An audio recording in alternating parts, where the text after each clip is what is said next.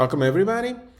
My name is Luca Mottola. I'm the principal investigator of the Digital Futures Drone Arena Demonstration Project. Ari Lampinen is the co-PI from Stockholm University. In a nutshell, what we're trying to do with the Digital Futures Drone Arena is to build something more than just a testbed. What we wanted to achieve really was to create a platform where we could trigger a conversation, a dialogue between many different stakeholders from society all the way to researchers about how do we go intersecting mobile robotics, autonomous system, machine learning, and human-computer interaction. So this high-level goal translated into three specific objectives. First, we built an aerial drone testbed that, unlike existing aerial drone testbed, was expressly designed for enabling human-computer interaction. So we were not really aiming at building a testbed where one could experiment with like fine-grained mechanical control or autonomous behaviors. We wanted to study how people interact with aerial drones, where the aerial drone is basically our technology of choice to understand how mobile robotics interact with human beings. With the testbed, we have been able to organize two competitions, two challenges where we involved people outside of the project, all the way from students to actors and people outside of without a technical background. And we used the competitions as a means to study how those people interacted with the technology of choice. That was the third objective. And what I'm going to report next is what we organized in the first two challenges and what are the insights we gained at the end of these events. So the first challenge was organized in mid-June 2022 at the KTH Reactor Hall in Stockholm. The idea was essentially to involve people in programming drones to solve a game, something that I'm going to describe it in a second, resembles the AT Games Pac-Man. The event was organized in 3 days. And the first day we opened the event with a keynote by Joseph Ladelfa talking about how do we relate with technologies such as aerial drones. Then we taught the people who had signed up for this event about how to program drones. We eventually recruited 6 teams of 2 to 4 people. None of them had any significant previous experience with drones. Many of them had a technical background. For example, they were students in computer engineering courses. So we have been teaching them with material that we have prepared, especially for this event, how to program a drone that interacts with the human being. The rest of the first day was then dedicated to trials down in the reactor hall, as well as the second day. On the third day, we ran the actual challenge, and we concluded the event with a prize-giving ceremony. The actual challenge required to program a drone to be steered by a human being through an obstacle course. You can see in the picture on the right an example of such an obstacle course. The idea was you need to program the drone to collect as many markers as possible. Collecting a marker is achieved by simply flying over it while avoiding the obstacle, and the human being immersed into the same environment, into the same setting, can steer the drone with gestures to achieve the goal in the most efficient way possible. People were really engaged in trials, working long hours in the reactor hall, trying to understand the many sources of failures and technical problems that they have realized they easily come up when programming drones. We use nano drones, the Crazy Fleet 2.1, to make it easier for the people to be able to interact with this technology smoothly.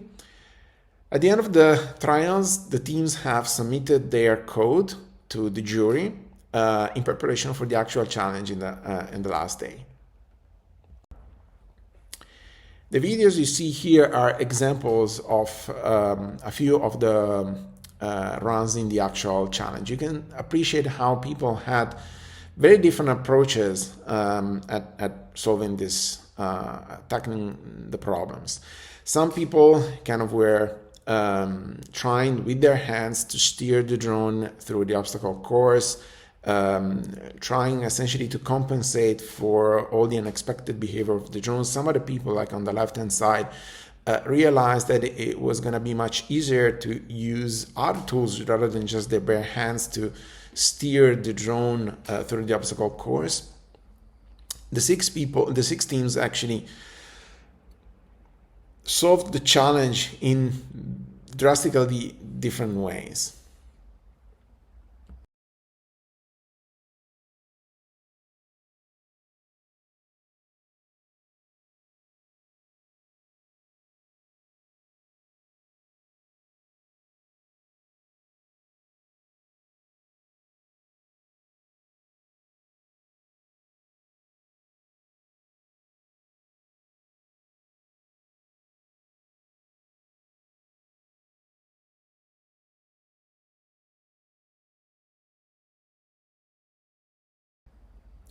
So what we concluded at the end of the first challenge by looking at both how the teams approached the challenge, but also at the interviews that we have carried out throughout the whole event and video recordings of both the trials and the challenge, we realized that there have been actually two different ways to go about this challenge. Some of the teams have been trying to train the drone, essentially to come up with programs in the drone that could help them navigate the obstacle course in the most efficient way.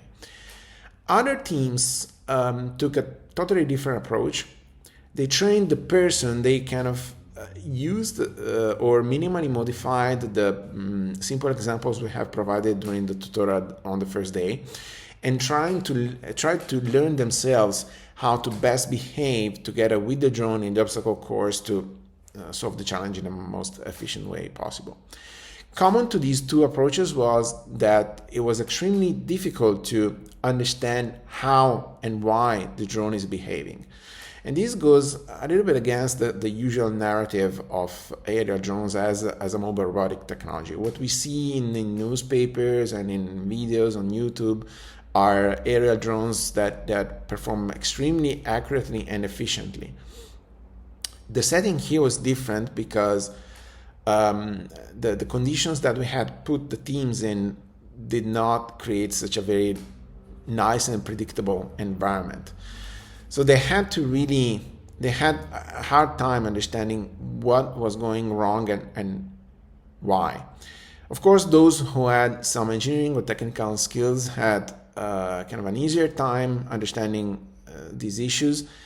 Many of them actually eventually realized that errors and crashes are normal, they're not exception, differently than the usual narrative around the drones. And as we have seen in the videos before, some of the teams even came up with ways to extend their own body to be more effective in steering the drone through the obstacle course. The second challenge, which was organized in May this year, took a different stand. Instead of requiring people to program the drones, we programmed the drones so we could recruit people also with absolutely no technical background. And we asked them to, quote unquote, dance with the drones, to interact with the drones, to set up an artistic show, an artistic performance, trying again to interact with the drone in the most natural way and in most aesthetically pleasant way. We recruited 4 teams of 2 people in this challenge. In the first day, we opened up with a keynote by Osa Undersharin, talking about our work on making robots more human in artistic performances. The tutorial in the first day was much shorter than in the first challenge because it didn't require to teach people how to program the drone. It was merely a way, and it was merely necessary to tell the people how they could possibly interact with the drones, even though they were not aware of the behavior that we had pre-programmed in the drones.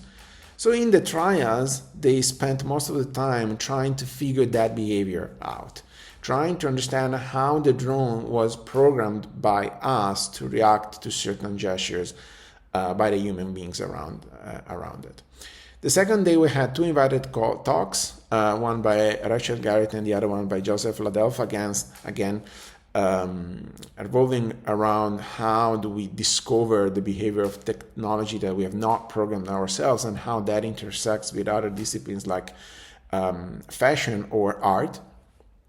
And we ran the actual challenge. In the actual challenge, again, we had seen people going in very different, approaching the challenge in many different ways. In the videos you can appreciate how different teams have set up very different shows, very different performances. They were free, for example, to choose the kind of music background they had. They were let free to set up the stage in the way they wanted. So they were really able to come up with the best way they could set up a show with them and the drone together on stage for the actual challenge. You see, for example, this team, both of them were on stage, essentially exchanging the drones between them. Another team set up a different kind of show where it was more the visual interaction with the drone to be at the center of the show. We're still in the process of analyzing the massive amount of data we have gathered, including, again, interviews, video recordings.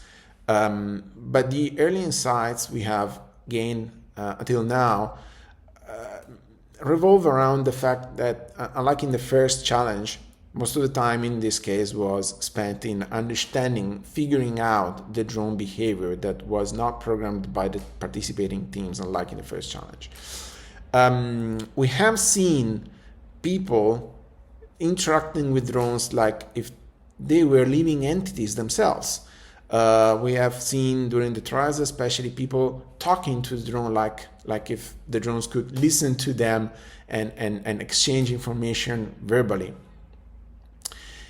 Unlike in the first challenge where people were programming the drones, so they had a feeling of why certain reactions, why the drone was showing certain reactions. In this case, the drone was essentially a black box, so the inaccuracy in flight control were perceived like the drone's own will, which was then essentially non-deterministic. The project team included people from RISE, KTH, Stockholm University, and Politecnico di Milano. We thank them all for the massive effort they have invested in this project, and especially in organizing the two challenges. Thank you for listening. The website reports more information on the project, and if you want to know more, feel free to get in touch with us.